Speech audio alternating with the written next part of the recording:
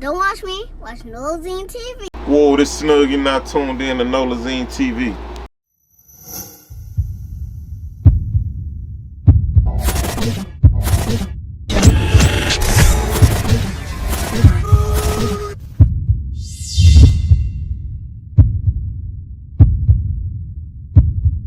Like, tell everybody where you from. I'm from Baton Rouge, Louisiana. Glen Oaks, North Baton Rouge, 70812. So growing up in Baton Rouge, you know, I want you to paint the picture, like to the world, and like how it was, like for you. I mean, it was so. I ain't struggle as some of my peers, but I didn't get everything I wanted. I didn't get to do everything I wanted to do. We went without, you know. My dad wasn't in my life. I had my mom, my grandparents, and later on in my life, my mom married a guy that taught me everything, taught me how to hustle, taught everything I've been doing. Like, he taught me how to be a man, basically. But life was good for me. You gotta know how to think. You gotta know how to move. What not to fuck with, who to fuck with, who not to fuck with, why not to fuck with them, where to go, when to go, what time to go, and when not to go. So you just gotta know how to think in Baton Rouge, because everything you see on TV is real. That's what it is. And so what you see on TV? Because you know everybody don't see it on the news. Man, actually, like me being in New Orleans, I actually don't see nothing on the news from Baton Rouge. Man, of course you gonna say that because you from New Orleans. No, but we only see what we see. It's some competitive shit, but you know I fuck with New Orleans, but nigga, the murder rate, that's what it is. Yeah, I know what's going on. That's what I'm saying. It's going down. Like, you gotta really know how to think, or you gonna be lost or dead. Right. Hey, so you know, and like far as your knowledge, and from going back and forth to New Orleans and Baton Rouge, I want you to like actually explain to the world, like, what's your point of view of like the difference from New Orleans and Baton Rouge? New Orleans, Baton Rouge the capital, but in my opinion, it should be New Orleans. Everywhere I go, I tell somebody I'm from Baton Rouge. Oh, you from New Orleans? No, I'm from Baton Rouge. So New Orleans is more of the city. Like y'all say, we countryer than y'all. New Orleans is where you go. Man, they call anybody country. You wanna go duck off or something, you know, go shopping. New Orleans the place to go. You got Saks and shit. So it's a different ball game, and we celebrate Mardi Gras and all shit like that. But New Orleans just take it to a whole nother level. So that's why I say they should be the capital, because Baton Rouge is the capital, but they go a little further. And just like if I go to Cali, I'm either going to LA, Sacramento, or something.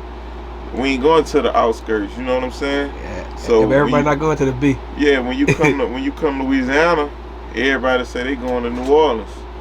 You know what I'm saying? So and because the airport. Yeah, the airport, cheaper flights, because I fly to New Orleans. I don't fly to BO. So yeah, in New Orleans, where is that? Okay. So you know, but the brand new, like scene, has emerged. You know, back in the day, but the word used to be but the word used to actually check for New Orleans, and like now they checking for Baton Rouge. So you know, shit, that's because we running the industry right now. New Orleans, no offense to the artists, because y'all have good rap artists, a few that I listen to. But when you think of New Orleans, you think of bounce. You don't think of that No Limit, Cash Money era. Everybody just bounce. I think they oversaturated bounce music with New Orleans till they don't take the rappers as serious as them rappers take themselves.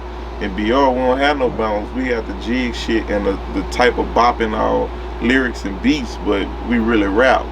We don't have to get you songs and shit like that. So, get you some. You know what I'm saying? We take rap a little. Y'all take it serious, but we take it as rap.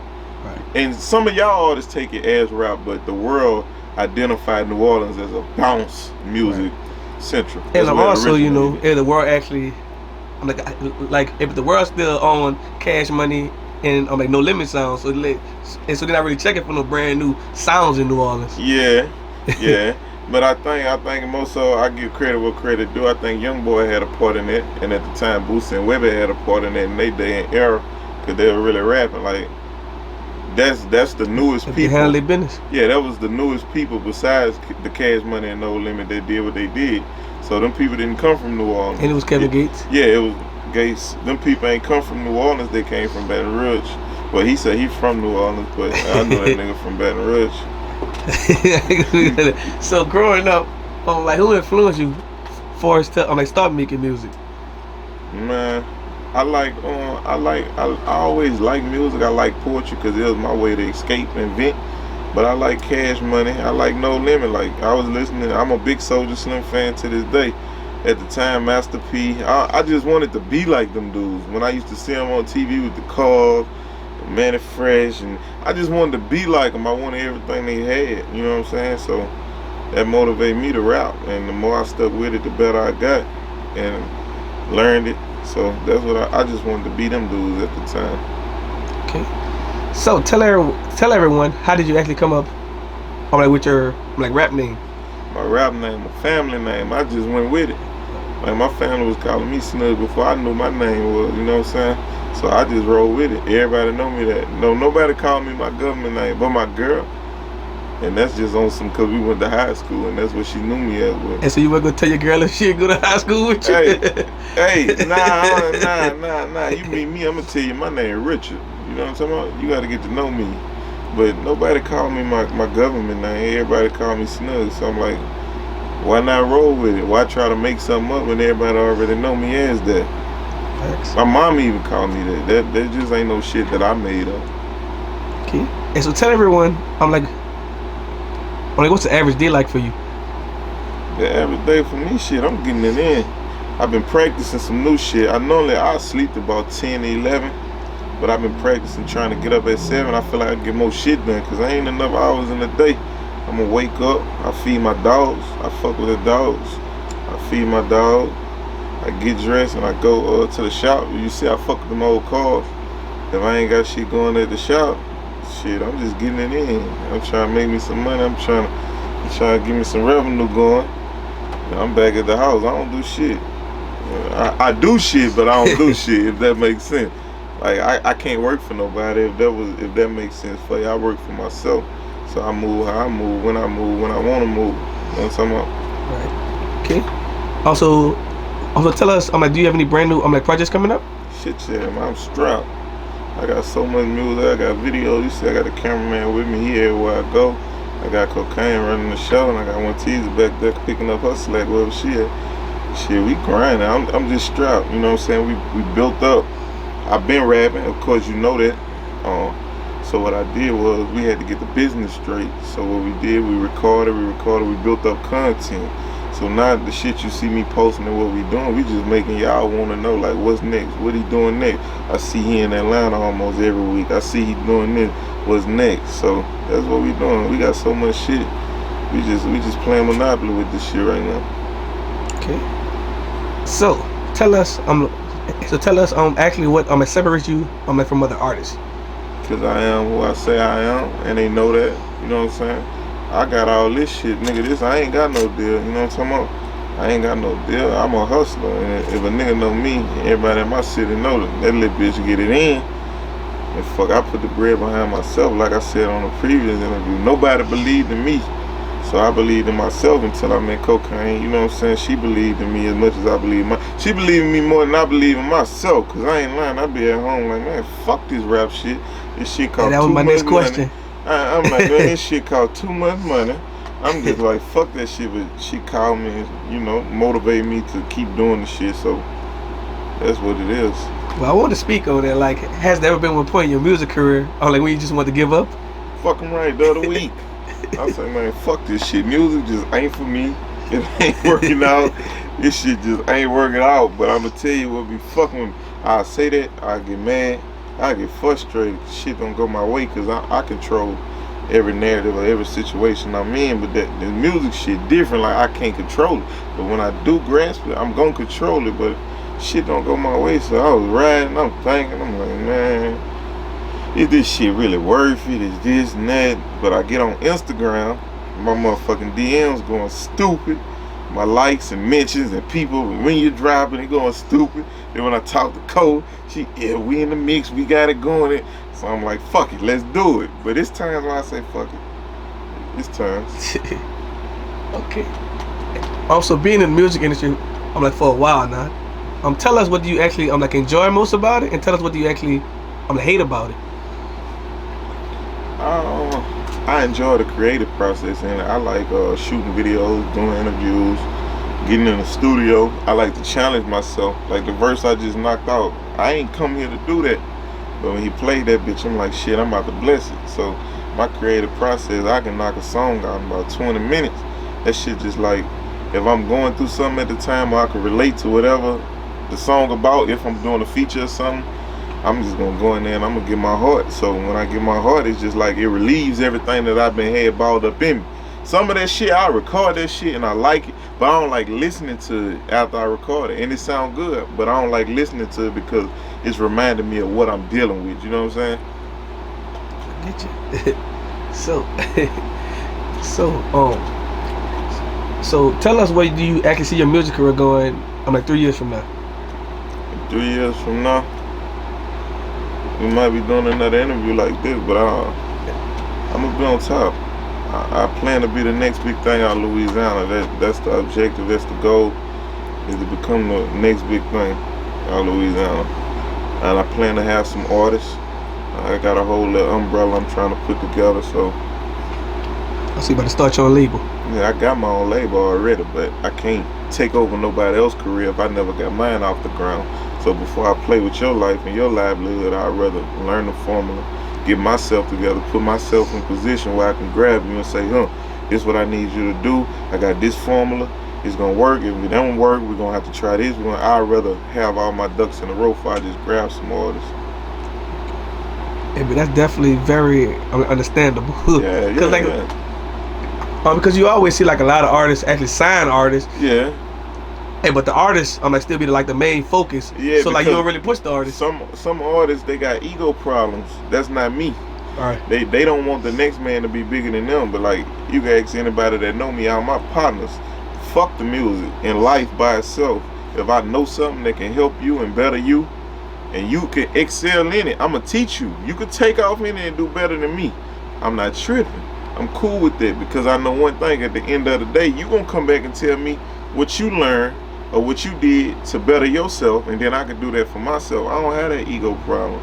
You know what I'm saying? A lot of niggas can't say that. They don't want the next man to be bigger. If you're bigger than me, cool. I'm your fucking CEO. So you know what I'm saying?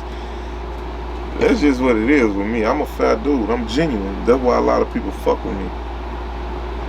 Of actually speaking on people, like not want you to actually do better. Like for Louisiana the whole, it's like a crab to the barrel mentality. So like as being a music artist, I want to know, how do you actually, deal with that? Just being from Louisiana. I shit on them. That's what I do. I shit on them. Like, you don't want to be a part, you don't want to help me, and you know what I got going, and you know a certain thing I'm dealing with, fuck you. But I got old heads that been in the music industry and people that's not old heads that been in the industry like Sal that fuck with me because I'm genuine. A lot of old heads relate to me, but then it's a lot of them that's just holding their nuts. They don't want to see the next generation come up or the young people under them come up because they feel like they should have been that person in their era, but you wasn't. You know what I'm saying? Your destiny is already written. They don't hear that. Yeah, real talk. They don't want to hear that. So they'll rather just see you fail and tell you, hey, watch that block you about to step over. They'll rather see you fall. Facts. Okay. So tell your fans something about you that you don't show on your social media. I don't show my personal life or my family. I don't do that. Because before this rap shit, I'm a street nigga, and I always feel like when you involved in different shit, they can attack your weakness. So, you know what I'm saying? I never show my family or my people because I'm on point when I'm out and I'm moving how I move. But who's to say that my mama moving like that or my girl moving like that or anybody that I love, you know what I'm saying? So I'm not going to show you that. I'm going to show you the rapper Snug. And once you know the rapper Snug, then you'll know Jesse, which is myself, my government name. But you can't get to know Jesse if you don't know Snug. Okay. So how well do you take how well do you take constructive criticism? I love it because it challenged me. I love constructive criticism. Like my recording process, if you was to come in that bitch, I'm feeding off y'all energy. So if y'all in this bitch dead, then I'm gonna come off as dead when I go in there recording. If you in this bitch and you vibing with me and I record that shit, I'm gonna ask you, man, what you think? If it's a club song, you'll dance to that bitch? What you'll do to the song? Like, I love constructive criticism because it challenges me. So the more it challenges me, the greater I can be. I ain't trying to be stuck in one situation or one box. Man, fuck no. If I gotta turn to a pop star, we gonna turn to a pop star. Nigga, if I gotta do R&B, we gonna do R&B. As long as that shit come out good and it makes sense.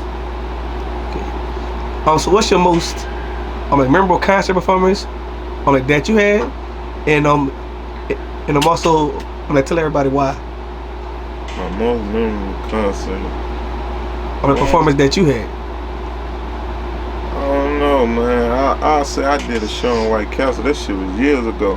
Like I say, we really just been rebranding and trying to redo everything. So I ain't really had no show that stuck out to me. You know what I'm saying? We really playing the backfield right now, getting the business in line, making sure everything makes sense. I don't have one, but I did one in White Castle. It was straight. You know what I'm saying? I'm still up and coming, so you got his hand. Ask me that shit in 3 years. I might tell you, rolling loud, we was in that bitch blowing loud and everything else. The motherfucker fucking with me. Yeah, ask me that in 3 years. And I'm gonna have my artists tell you too. Alright. And so how old were you? When you were first, well, tell us how old were you? When your mom first realized that you was gonna become one rapper. Shit, my mama knew I liked rapping since I was a kid. So she ain't never take the shit serious, right? So boom, I used to always write raps, and then at the time we had computers, so it was a thing on that called voice recorder. You can get a computer mic from Walmart, we'll plug that bitch up. You gotta play the beat out loud and rap. I used to do that. She ain't take it serious. So boom, when I finally got the bread to put behind myself and started doing my thing, she was in the store one day, and she like, yeah. This one I was fucking up. Like I told you, I don't show my family on social media. She like, yeah. And the girl walked up to me talking about you Snug mama. I said, how you know him? Cause he rap. And then she called me, she told me that shit, and then ever since then she just know what it is. She know you're a rapper now. Yeah, she know I'm a rapper. Yeah, she know I'm a rapper. Okay. And so tell us, what do you do? Well, tell us, what do you think you'll be doing, if you wasn't doing music? I've been in the streets. You know what I'm saying? Like I tell everybody, man, I can't work no 9 to 5. You know what I'm talking about? So rap is my escape. Like shit, I've been financially straight since I was 17. But that shit get tiresome, you know what I'm saying? Taking care, helping people, just like the song we just recorded. That shit real. That shit tiresome. So if I can get in this music industry and get this rap money, which is compatible to the street money, but better in so many different ways, I don't have to look over my shoulder or worry about this and that or going to jail, none of that. I want to take all my people that I'm affiliated with and employ them in the music industry. You know what I'm saying? If you want to make t-shirts, you make the t-shirts. If you want to be in charge of driving the tour bus, you drive the tour bus. You in charge of having all the credit cards and knowing what need to be charged for a room. I want to employ all my people. You know what I'm saying? That's where I'm at with it. I'm tired of the street shit. It's cool. It look good. I provide with it, but I'm trying to transition. Nice. Okay. So what's your advice to one? Well, all right. So what's your advice to one, a younger person / younger artist that's trying to follow in your footsteps? Stay consistent. Keep grinding. Don't give up. As long as you stay consistent and don't give up, and quality. Make sure you put out quality, because I think that was part of my problem when I was younger. Like I say, we used to record on the computer. I just wanted to be a rapper so bad, but my mama ain't had no money to give me to go pay for no fucking studio time. So I record that shit, and I'll take it to school, because we'll burn on CD. I'll take that shit to school.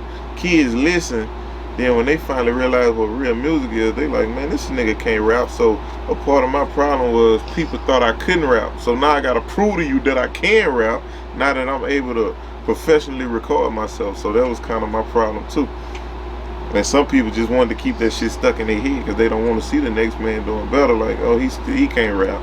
But you know I can rap, but you ain't gonna give me the ear that you gave me when you first found out I was rapping. So if I would have had professional music back then I'd have won your ass over. But now that I didn't have it and now I got it, you're like, fuck me, you holding your nuts on me. Thanks. So tell us, what's next for you? Do you plan on, dropping merch, signing more artists, et cetera, et cetera? You must be in my motherfucking head. Yeah, we got the merch in motion. We dropping merch, we dropping music, we dropping videos. We got a timeline. We got a layout for everything. Like I said, it just gotta make sense. But most definitely, merch is in the mix. I'm trying to sign some orders. Once I get myself in the mix and put these people that I need to put in position, I'm trying to take over, man. I'm trying to be the biggest thing. You know what I'm saying? I salute the other artists, but shit, at the end of the day, I'm a rapper, but I'm a hustler too. So if I can rap and hustle this shit, nigga, I got you beat, because most rappers ain't hustlers. So, nigga, I'm trying to get rich. I'm trying to make money. I'm trying to make everybody rich. If you willing to fuck with me and you genuine and not just an opportunist trying to come up, shit, we gonna get rich together. Thanks. And I'm also, but last but not least, tell everybody, where can they find you at on social media and just other music platforms? You can follow me on social media, on Instagram. I've been on Instagram a lot, __ Snug. Or if you just type in Snug, I promise you I'm gonna be the first one to come up.